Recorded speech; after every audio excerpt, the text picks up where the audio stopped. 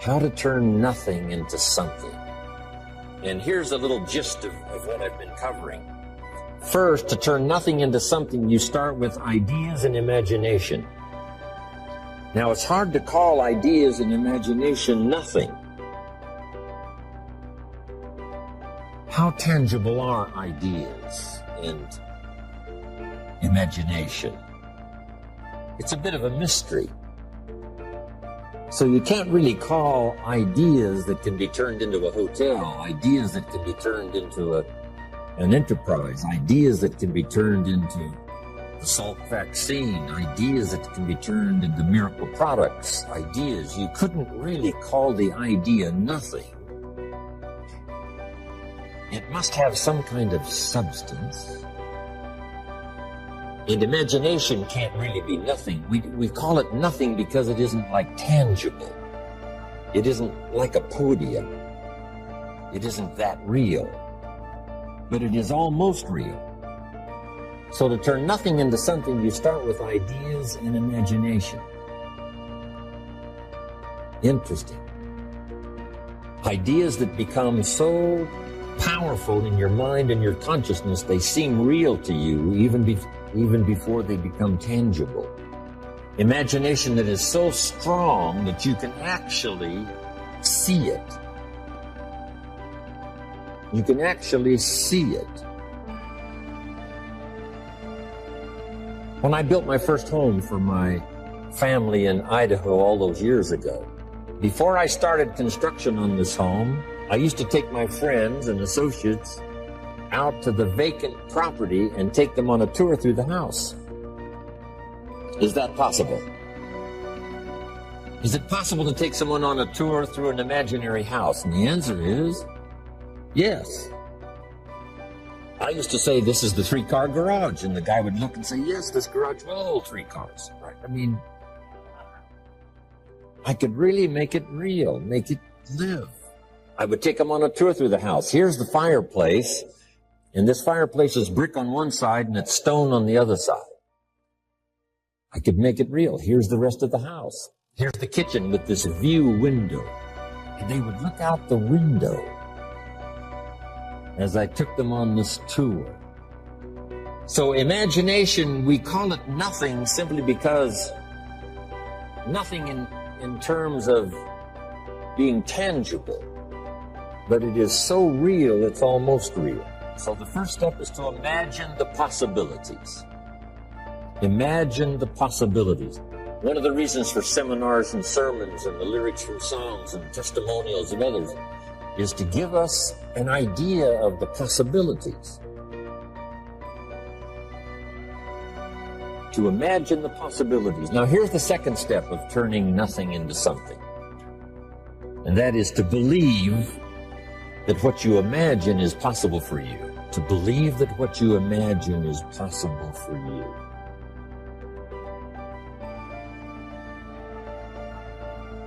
And we become supported by testimonials that say something like, if I can do it, you can do it. And we start believing. First, we imagine what's possible. Second, we start to believe that what's possible is possible for us. We might also believe because of our own testimonial. Here's what our testimonial might say. If I did it once, I could do it again. If it happened for me before, it could very well happen again. So we believe not only the testimonials of others who say, if I can do it, you can do it. If I can change, you can change. If I can start with nothing, you can start with nothing. If I can turn it all around, you can turn it all around. Then we also have the support of our own testimonial. If we've accomplished something before, if we did it once, we can do it again. If we did it last year, we could do it this year. So those two things are very powerful. Now, they're not actual substance, although they're very close. One is to imagine the possibilities. Two is to imagine that what's possible is possible for you. Here's what we call that second step, faith to believe. In fact, one writer said this: faith is substance. An interesting word The powerful ability to believe in the possibilities that are possible for you.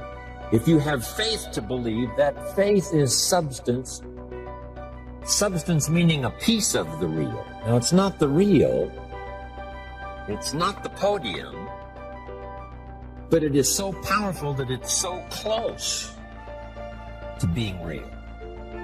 So the writer said the faith is a piece of, the substance of, and then he called it evidence, substance and evidence.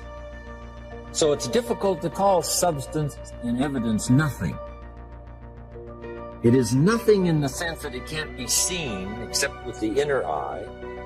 You can't get a hold of it because it isn't yet tangible. But it is possible to turn nothing, especially ideas and imagination. Now, if you believe that it's possible for you, that substance and evidence becomes so powerful that it now can be turned into reality. So the first step is to imagine what's possible. Second step, to believe that what's possible is possible for you. Now, here's the third step, and that is to go to work and make it real. You go to work and make it a podium. You go to work and make it a hotel. You go to work and make it an enterprise. You go to work and make it good health. You go to work and make it an association. You go to work and make it a good marriage. You now go to work and make it a movement. You make it tangible. You make it viable. You breathe life into it. And then you construct it. That is such a powerful ability for all of us as human beings. I just wanted to take the time to drop that in before I move on to so many other subjects. How to turn nothing into something.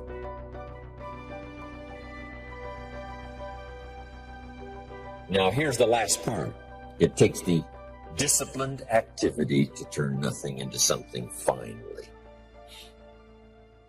Faith without the activity serves no useful purpose.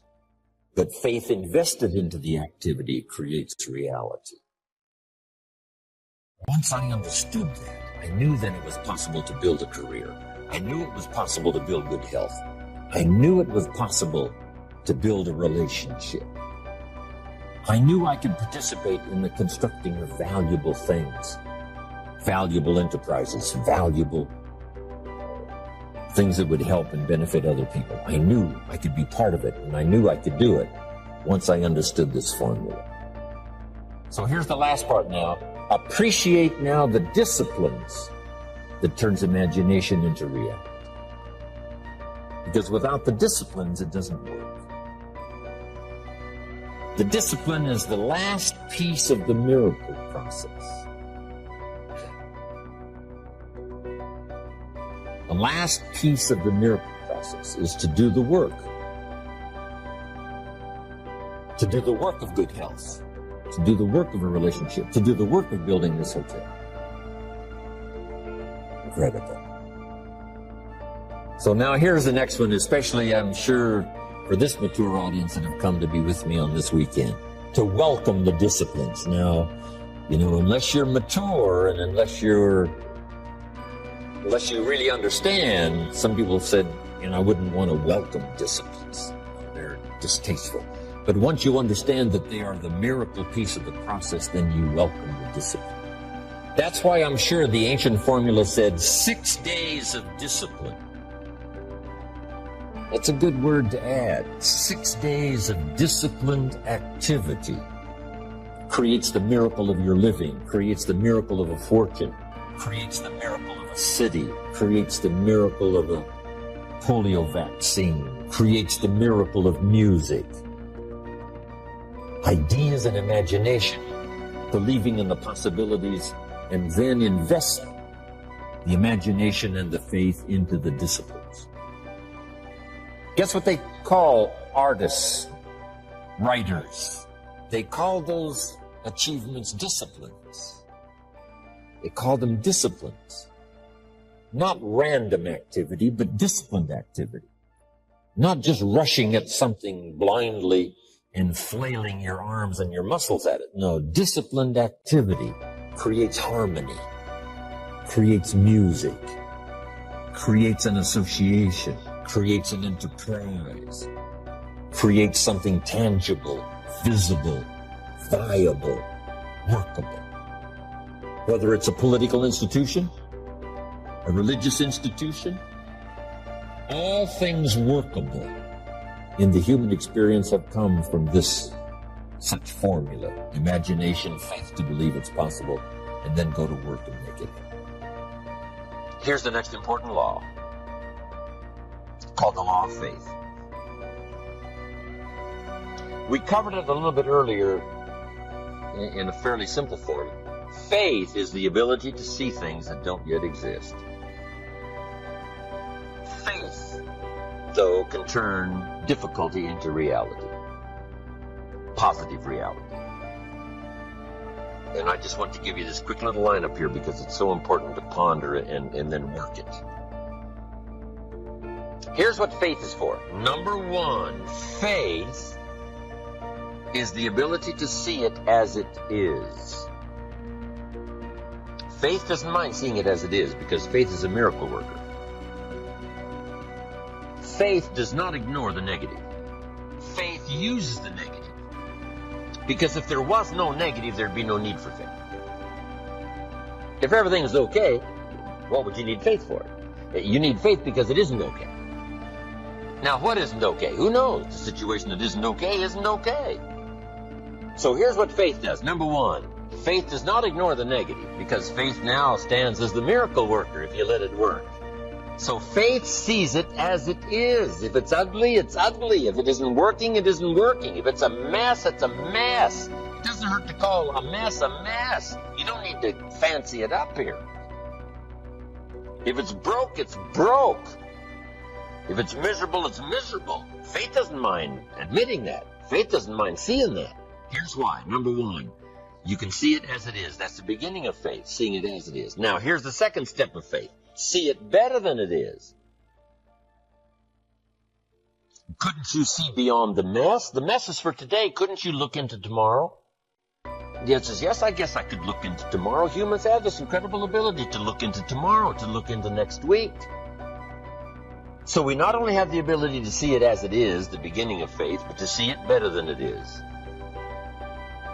Dream the dreams, make the plans, visualize. Use your imagination. See it better than it is. Now here's the third step that turns faith into reality. Make it better than it is. Faith now must be invested in the muscle.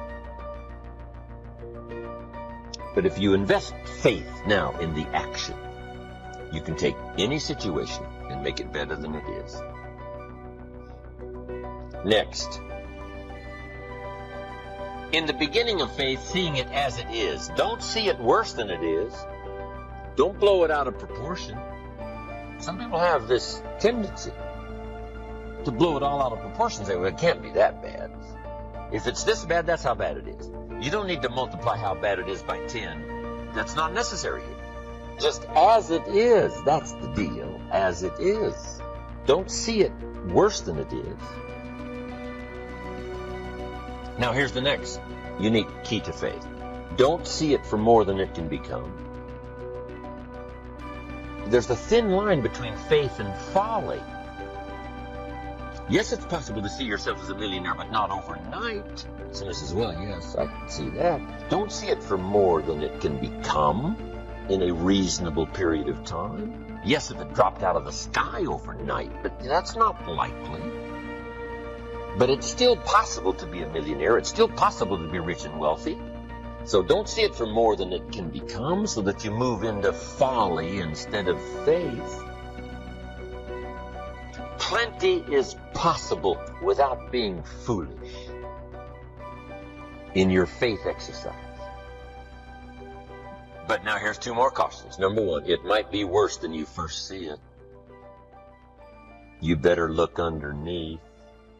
Because sometimes you just look at the surface. You better take a look. So that you can really see it as bad as it is. Not to overblow it now, but to make sure you see it as bad as it really is. Now here's the next one. give yourself a chance to understand that it could be far more in the future than what you can first see. By faith, here's all you can see. Guess what the disciples were always saying? Increase our faith, increase our faith. The miracles that we see here gives us a certain amount of faith, but it looks like we need some more, we need some more. But you take the first step. Take the first step of what you can see, but give yourself a chance to be able to see it for more than what you first see. On a foggy night, if all you can see is 100 feet, here's what you do. Walk that first 100 feet, now you can see another 100 feet. You can't see the 200 feet. But if you can see 100 feet, you walk the first 100 feet, now you can see another 100 feet. So I'm asking you to take the early steps of faith, whatever you can see it possible to become. Start believing that. Have faith for that. And I'm telling you, as that starts to exercise, you'll be able to see it for more and for more and for more. The possibilities will start to increase in your own imagination.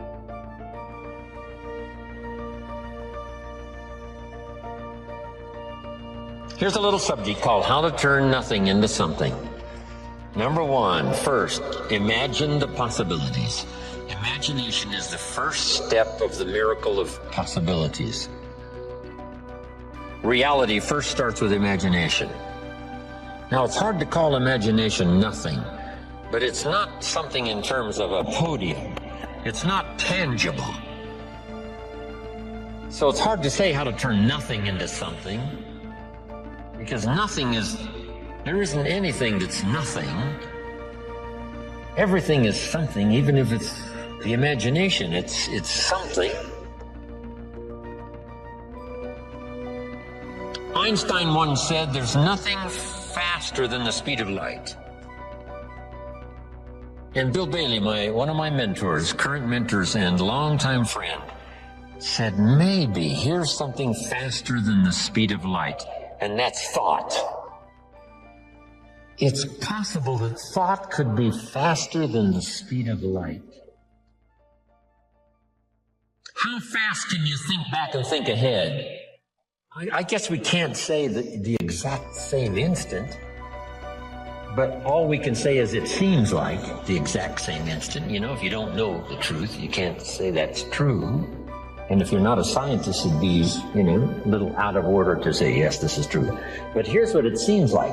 It's possible to think back and ahead at the same time. I mean, how fast is that? Now, how to turn nothing into something. Number one, imagine the possibilities.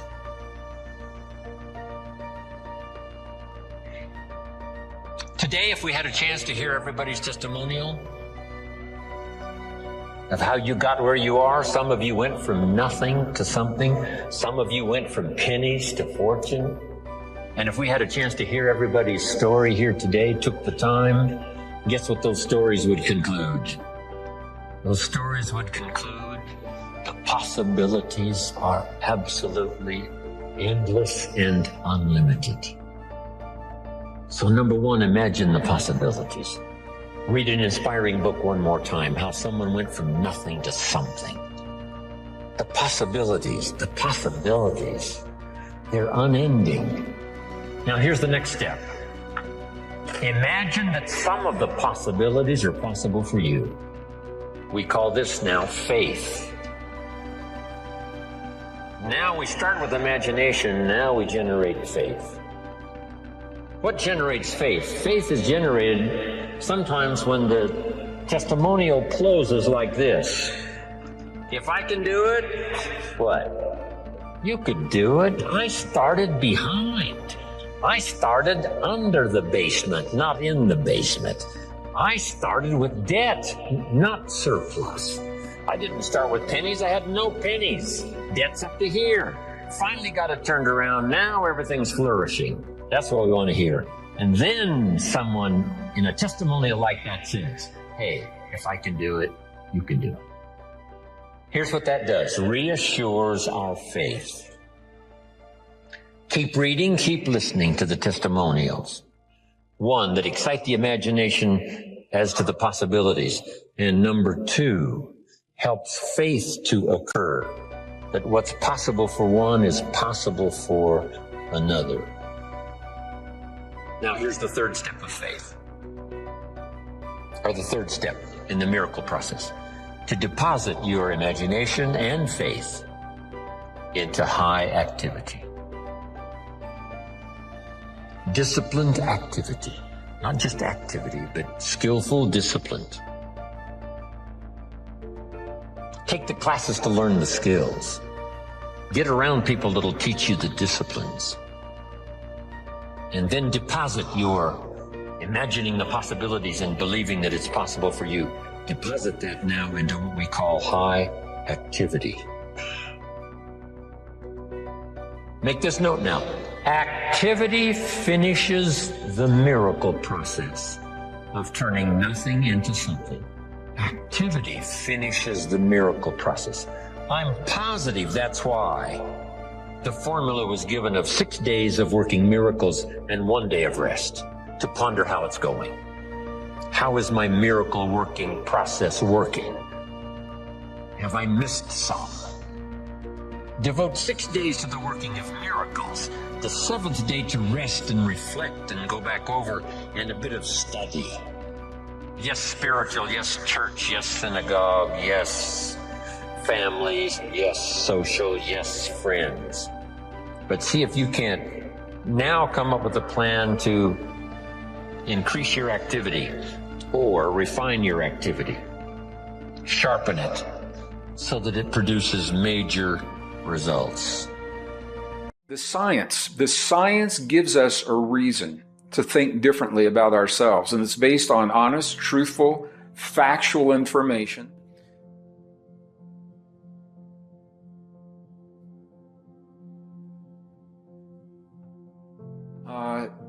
If it's good science. Mm-hmm. And from that, we begin to think of ourselves differently, and we are changed in the presence of new understandings. It all comes down to our story. What we're talking about is our story. It doesn't have to be technical, but our story, our lives literally are based upon our story. We solve our problems. We choose our relationships. We heal our bodies. We choose our politics. We build our society, all based upon the way we've been taught to think about ourselves. And what's happening right now, and I think we all know this, is our story is changing. Mm-hmm. And there is a battle, Rob. There's a battle for our story. There's a battle for our thoughts, for our beliefs. There's a battle for our very humanness that is unfolding, and it's happening right in front of us. Many people don't recognize it because it is compartmentalized, but it is happening right now on the mainstream of the world stage. So I go back to those experiences as a scientist today through the eyes of what I now know. And I know that the most fundamental act, the most radical act of empowerment that any of us can embrace is to honor the deep truth of our story. Not the story necessarily that we've been coerced into accepting or believing, not the story maybe that came from our family or our religion or our education, academia or our political affiliations, but the true story of our relationship with ourselves, with the world around us, with one another, with the past, with the future, with the cosmos, and if we believe in a higher power. And in the presence of that story, we are changed, and that gives new significance to what's unfolding in our lives. It's a celebration that moves us from the fear into the freedom of self-mastery. And the science is now telling us literally the self-regulation of our own biology. What could be more powerful than to be able to self-regulate, up-regulate and down-regulate genes to enhance your immune response on demand, to awaken longevity enzymes on demand, to create resilience to a changing world on demand, deep states of intuition, and so much more? What could be more powerful than to awaken to that possibility now in the presence of a world that's changing faster than we can document it in our textbook? So it's a long answer to a short question, but the science for me, I recognized at an early age that it was a language that would help me personally to understand my relationship to the world that I was drawn to, and it comforted me in times of extremes. And I think that's true for all of us today. We're going to see some pretty crazy stuff over the next few months. We are certainly living in the craziest of times, and it's a really important time, folks. It's actually a really empowering time if you look at it through the right type of eyes. You know, the world that we're heading into, or they're trying to head us into, is going to be a dystopia of the next level. We're literally standing right at the gates of hell with what they want to unfold and what they want to roll out with this whole surveillance and tracking grid that they're putting in place. It's really getting to the point now that the only hope we have is non-compliance. This is a huge opportunity for freedom, because the more they do this, the more people are waking up. And it's going to get to a point that, you know, people are going to see the writing on the wall. And we have an opportunity to create a really good world here. We have an opportunity to free the entire human race here if people can get some focus. And it's time for people to put down all this stuff with everybody else. Doesn't matter what anybody did at this point, folks. Doesn't matter whether, you know, they've said the wrong thing here and they've done the wrong thing there. It doesn't matter. And they have the focus on freedom, then they're our friend. And we need to put all of this other petty stuff aside. We really do. It doesn't matter what people believe. It doesn't matter who they believe they are. It doesn't matter what they believe the earth is. It doesn't matter about any of it right now. What matters is freedom. And we need to get some focus on that. We need to unite as one human family, not one human nation, not one new world order or anything like that, but simply one human family with respect for each other's beliefs. It's okay for you to think completely different to me about whatever you want to think about. I don't care. All I care about is the fact that you're safe and you're happy and that you are free to explore yourself and to reach the fullest of your potential, because that's really what life is about. In Lakesh, you are my brother, you are my sister. It doesn't matter what your background is. It doesn't matter what you did. It doesn't matter what you believe. The one thing they're depending on is that we keep fighting with each other. We keep arguing over our belief systems. When we hear good information from someone, we go, well, you know, he said something else reasonably earlier on, and so, you know, we need to distrust him. People who do that, I mean, just get the information. If it's good information, get that information and run with that information. Doesn't matter what he did. Doesn't matter what they said.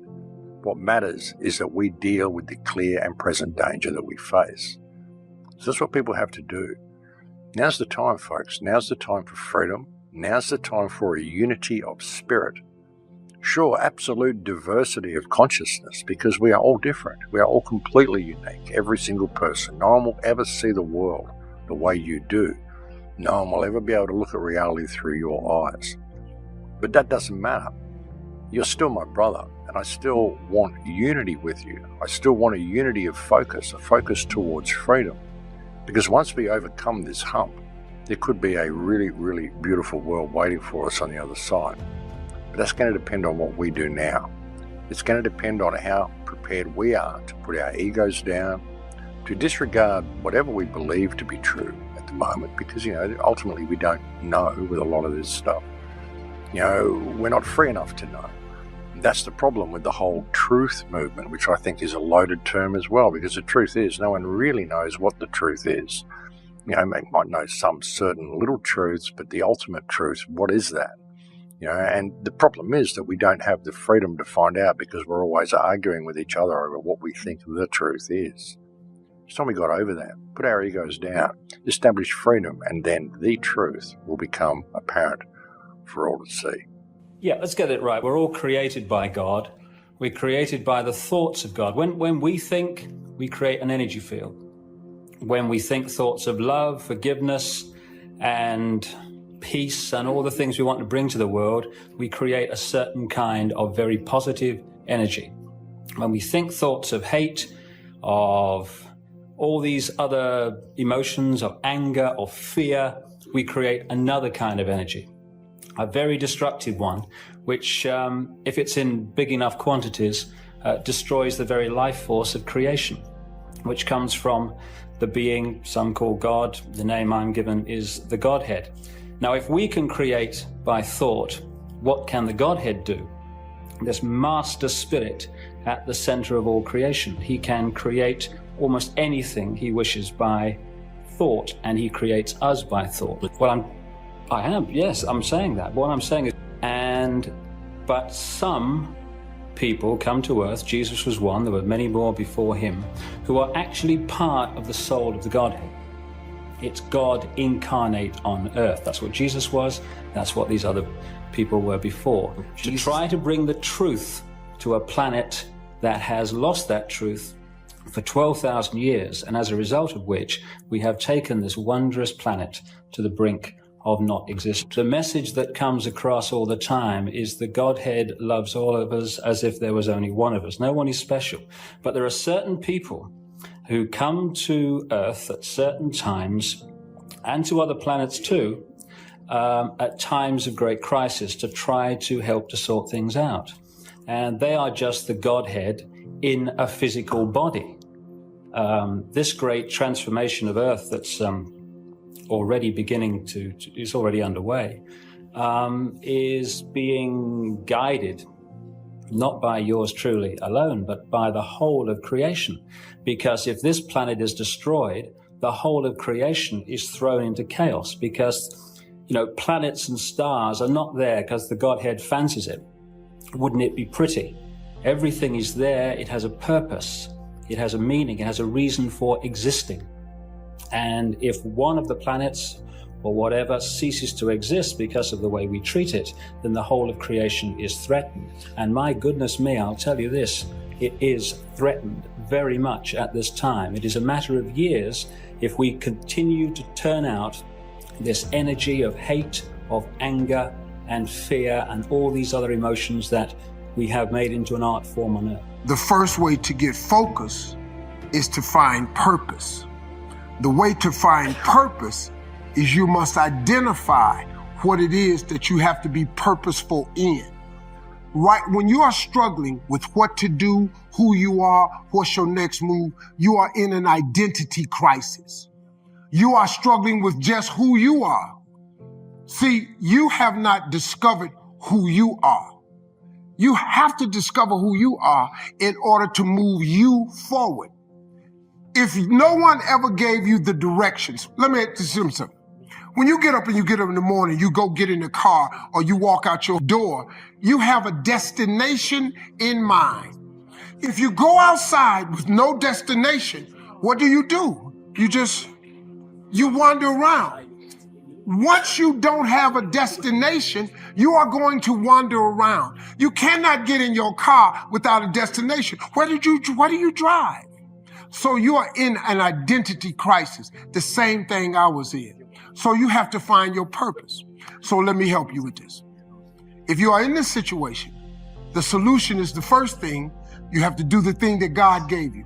You just have to identify your gift. That's the first thing. Until you do that, you can forget it. You'll never find your purpose. You'll never know your mission. You'll never know the reason. So I think we're in an identity crisis. I think you have to identify who you are and what your real gift is and pursue the gift.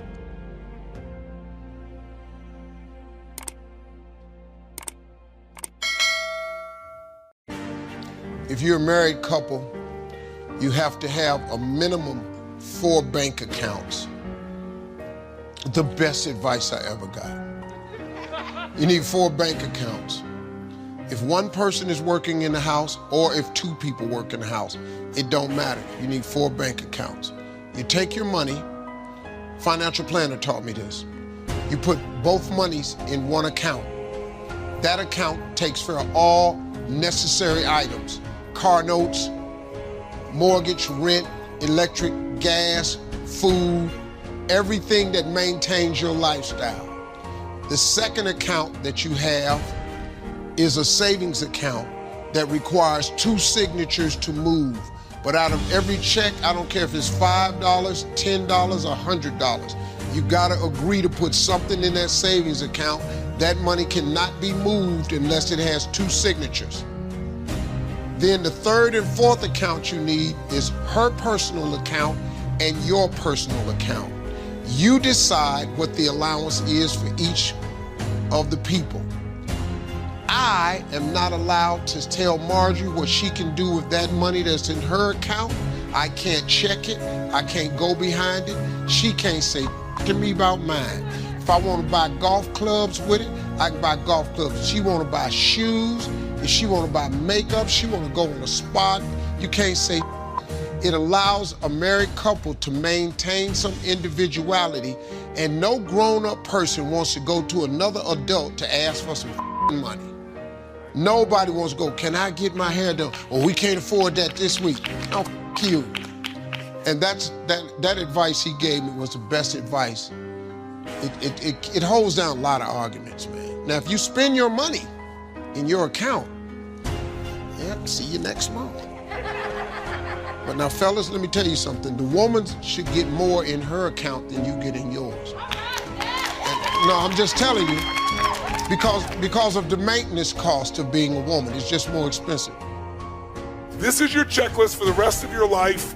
If something's not working in your relationship, this is the first place you go. 5 disciplines of love and 3 of passion. These 5 disciplines are what the game is all about. The first discipline we call the discipline of unconditional love and compassion. The discipline, why do I call it a discipline? Because you don't always feel unconditionally loving and you don't always feel compassionate. If your triggers get fired, if something triggers your masculine or feminine, animal in you, that survival instinct in you based on something going on, you may not show up so, unconditional in your love and compassion. What this really means, put it in one phrase, put your lover what? It's not about you. That's the law. You put your lover first. If you are having problems in your relationship, I can promise you that the problem you're having right now is you're feeling pain right now, and it's because you're focused on yourself, not your partner. You're focused on what you're not getting. You're focused on what your partner's not giving you. You're focused on something that's not happening there. This is the number one law. You want to have an extraordinary relationship, tear up your rules, make this your number one rule. Number one rule is my lover comes first. My number one rule is if you're in love, you put their feelings and needs before your own. Second discipline, real quick, the discipline of absolute courage and vulnerability. Absolute courage and vulnerability. This is learning to love no matter what. I mean, truly no matter what. Now, how many people are going to do that? Not many. Not many people are going to have an extraordinary relationship. But what I mean by this is, if you have courage and vulnerability, that means you tell the truth. That means you open up. Most people, out of a lack of courage, hold back their gift. This idea that you're going to give pain to somebody you love, you're going to punish them, that takes no courage, that takes no vulnerability, that's just stupidity. So the more vulnerable you are, the more power you have, because love penetrates all. Third law, it's the law of positive intent. The discipline, I should say, of positive intent. By the way, discipline weighs ounces, regret weighs tons. Discipline weighs ounces, regret weighs tons. You don't follow these disciplines, you're gonna have regret. Right? That's their disciplines, their commitments, they're things you're gonna do no matter what. Discipline means even if it's not easy, you still do it, right? Discipline is, it's a habit. That's what a discipline is, it's a habit. It's the discipline of positive intent. You know the deeper truth that this is a no blame game. You know that when something happens, no matter what it was, like when I said that to her, my girl knew, she and I made a decision early on. I decided, and this is a decision I encourage you to make if you haven't made it, or make it anew if you haven't made it in years. I decided I knew this woman's soul. This woman's soul was as pure as anything I could ever dream of in my life. I knew that I loved this woman, her soul was pure, so no matter what happened, I would serve her, and no matter what happened, no matter what she said, no matter what she did, I would know, even if I couldn't figure out how, the intent was pure.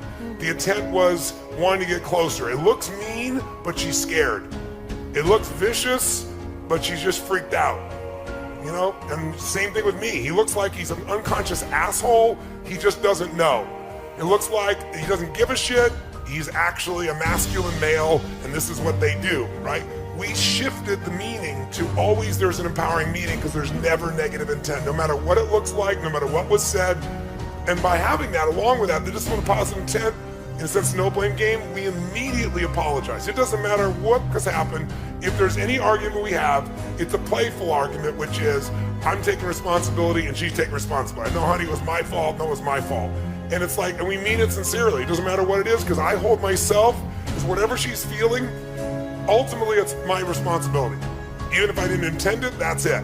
So I take responsibility. I'm sorry, honey. I'm sorry your feelings were hurt. She does it with me also.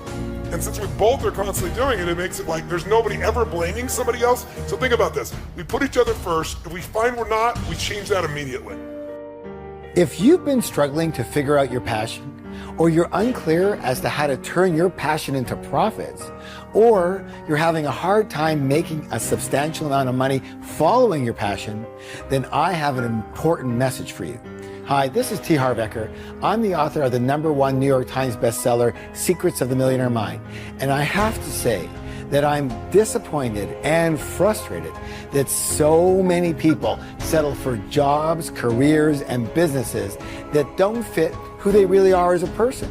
And you know what? I totally understand why this happens. I mean, we have this old and often ineffective system called school that promises that when we graduate, we'll have this great job waiting for us.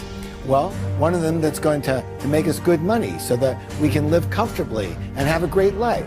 You know what? Back in the day, maybe that was the case for a lot of people. They did get a good job after school, but it only allowed them to make some decent money and hopefully pay the bills. Basically enough to survive.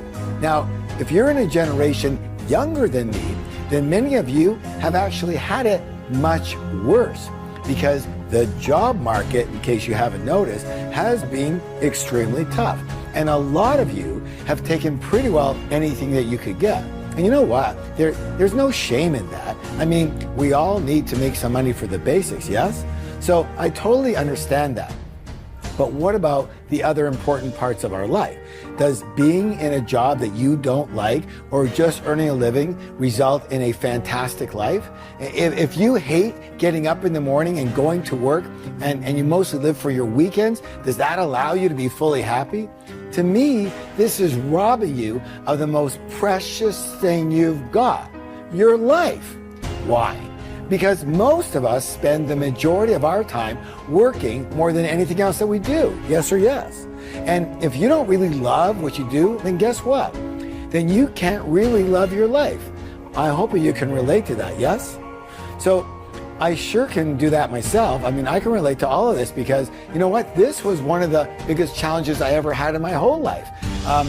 Early in my career, I actually had 14 different jobs and 12 different businesses in just 10 years, searching for the right work.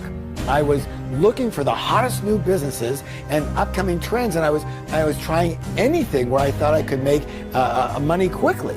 And even though I was sure, I was positive this was the route to happiness and success, I ended up with what? Little money, little meaning, and very little or no fulfillment at all. And it wasn't until I stopped looking at outside opportunities and started looking inside that my life changed. And for the first time, I started to get really clear. And what I found out was that what I was searching for was not outside of me at all. It was inside of me.